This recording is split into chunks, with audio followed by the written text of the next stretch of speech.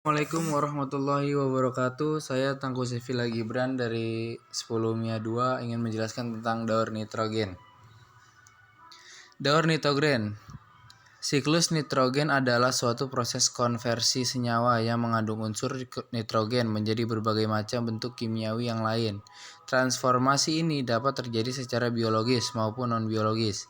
Beberapa proses penting pada siklus nitrogen antara lain fiksasi nitrogen, mineralisasi, nitrifikasi, denitrifikasi. Walaupun terdapat sangat banyak molekul nitrogen di dalam atmosfer, nitrogen dalam bentuk gas tidaklah reaktif. Hanya beberapa organisme yang mampu untuk mengkonversinya menjadi senyawa organik dengan proses yang disebut fiksasi nitrogen. Fiksasi nitrogen yang lain terjadi karena proses geofisika, seperti terjadinya kilat. Kilat memiliki peran yang sangat penting dalam kehidupan. Tanpanya, tidak akan ada bentuk kehidupan di bumi. Walaupun demikian, sedikit sekali makhluk hidup yang dapat menyerap senyawa nitrogen yang terbentuk dari alam tersebut. Hampir seluruh makhluk hidup mendapatkan senyawa nitrogen dari makhluk hidup yang lain. Oleh sebab itu, reaksi fiksasi nitrogen sering disebut proses topping up atau fungsi penambahan pada tersedianya cadangan senyawa nitrogen.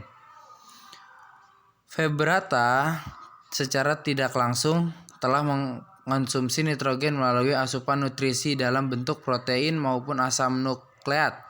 Di dalam tubuh, makromolekul ini dicerna menjadi bentuk yang lebih kecil yaitu asam amino dan komponen dari nukleotida dan dipergunakan untuk sintesis protein dan asam nukleat yang baru atau senyawa lainnya. Sekitar setengah dari 20 jenis asam amino yang ditemukan pada protein merupakan asam amino esensial bagi vertebrata. Artinya asam amino tersebut tidak dapat dihasilkan dari asupan nutrisi senyawa lain, sedangkan sisanya dapat disintesis dengan menggunakan beberapa bahan dasar nutrisi, termasuk senyawa intermediat dari siklus asam sitrat. Asam amino esensial disintesis oleh organisme invertebrata, biasanya organisme yang mempunyai lintasan metabolisme yang panjang dan membutuhkan energi aktivasi lebih tinggi, yang telah punah dalam perjalanan evolusi makhluk vertebrata. Nukleotida yang diperlukan dalam sintesis RNA maupun DNA dapat dihasilkan melalui lintasan metabolisme, sehingga istilah nukleotida esensial kurang tepat. Kandungan nitrogen pada purina dan pirimidina yang didapat dari asam amino glutamina, asam aspartat, dan glisina, layaknya kandungan karbon dalam ribosa dan deoksiribosa yang didapat dari glukosa.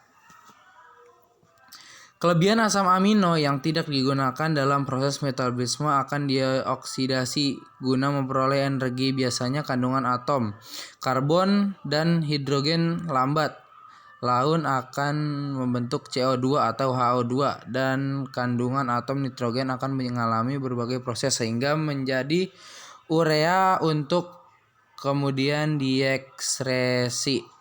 Setiap asam amino memiliki lintasan metabolismenya masing-masing, lengkap dengan perannya enzimatiknya.